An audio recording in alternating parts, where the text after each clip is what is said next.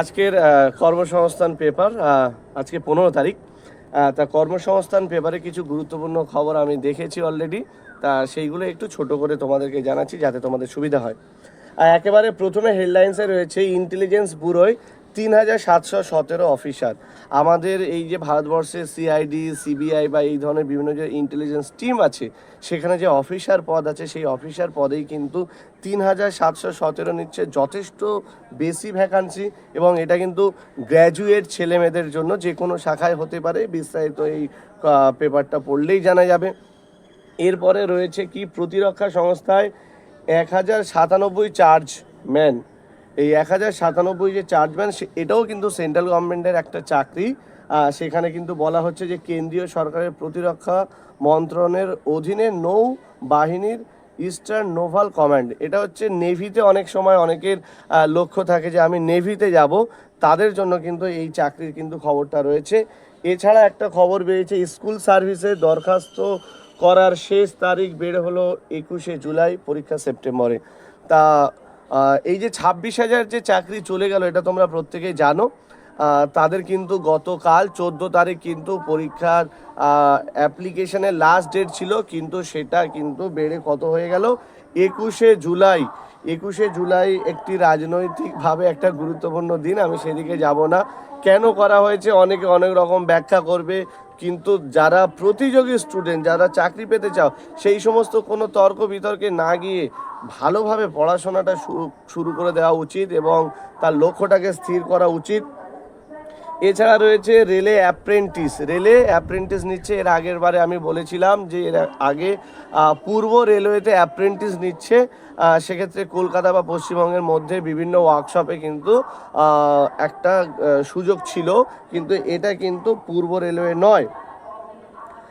এছাড়া রয়েছে বিমান বাহিনীতে এয়ারম্যান, এআই বেস ডিজিটাল মার্কেটিংয়ে 21,332 চাকরি। খুব ভালো করে একটু দেখে নাও, এআই বেস। কিন্তু এখানে শুরুতে মাইনে 2,40,000 থেকে 3 লক্ষ টাকা মাইনে, ভাবা যায়? এই জায়গাটা একটু বলতেই হয় যে এআই বেস যে এই ডিজিটাল মার্কেটিংয়ের জন্য এত টাকা দিচ্ছে, কেন দিচ্ছে? আর আজকে যদি আমরা এই যে যুগের সঙ্গে তাল মিলিয়ে নিত্য নতুন যদি কোর্স সম্পর্কে যদি না জানি বা না করি, তাহলে কিন্তু আমরা অনেকটা হারিয়ে যেতে বসবো।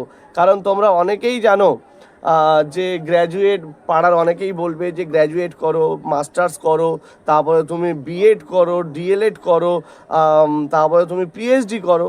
দেখো, যদি তোমার শিক্ষার জন্য যদি করো, আমি বলবো ঠিক আছে, কিন্তু কর্মসংস্থানের জন্য করতে গেলে, তোমার আগামী দিনে কেরিয়ারটাকে ভালো করতে গেলে তোমাকে বুঝতে হবে যে তোমাকে কোন কোর্সটা করতে হবে।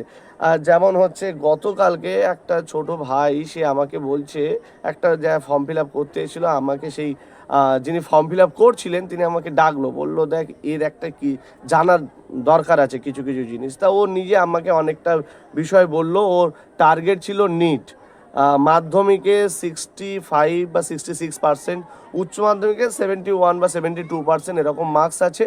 তা বললো যে স্যার আমি নিট নিয়ে পড়বো ভেবেছিলাম, কিন্তু আমি এখন ভাবছি যে নিট লাইনে যাব না, আমি চাকরির জন্য পড়বো।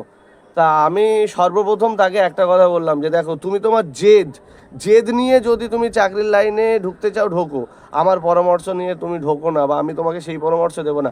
আমি কিভাবে চাকরিটা পেয়েছি বা আমার মানে কম্পিটিশান লেভেলটা কেমন ছিল বা আমার চলার পথে কি কি সমস্যা ছিল, সমস্ত কিছু বুঝিয়ে বলেছি।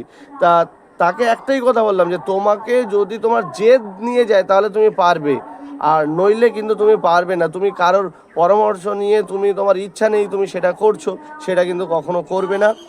এর পাশাপাশি আরও যেটা দিয়েছে যে 52 জার্নিম্যান, ঠিক আছে। এর পাশাপাশি দিয়েছে Delhi sub ordinate services selection বোর্ডের মাধ্যমে 2109 শিক্ষক ও ওয়ার্ডার এয়ারপোর্টে অ্যাপ্রেন্টিস।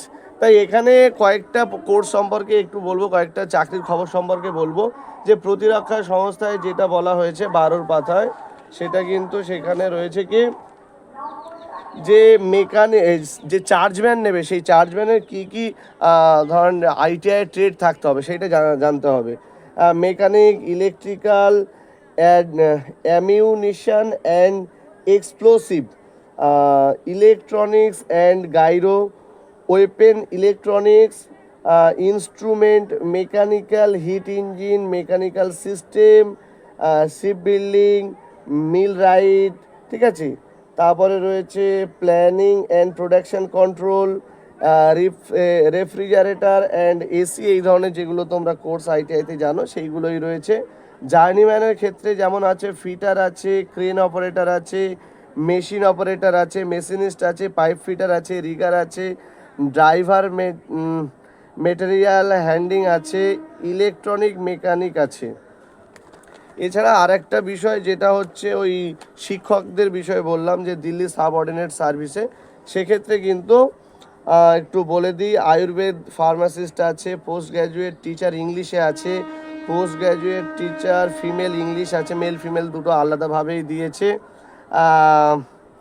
এছাড়া টেকনিশিয়ান আছে বিভিন্ন ধরনের, এই জিনিসগুলো কিন্তু এখানে দিয়েছে, সেটা তোমরা কর্মসংস্থানে বিস্তারিত পড়ে নিও। আর চাকরি পরীক্ষার জন্য যারা প্রস্তুতি শুরু করে দিয়েছো তারা ভালোভাবে চাকরি পরীক্ষার জন্য প্রস্তুতি নিতে থাকো, কারণ একটা জিনিস, প্রতিযোগিতা কিন্তু অত্যন্ত কঠিন, আর পাওয়ার পরে কিন্তু একটা অত্যন্ত ভালো একটা সুখের জীবন তুমি পেতে পারো। তার জন্য একটু পরিশ্রম করতে হবে, পরিশ্রম করলে তোমার কিন্তু একটা ভালো জায়গায় কিন্তু তোমার স্থান হতে পারে। আজকে এই পর্যন্ত থাকলো, আবার কোনো একটা সময় দেখা হবে।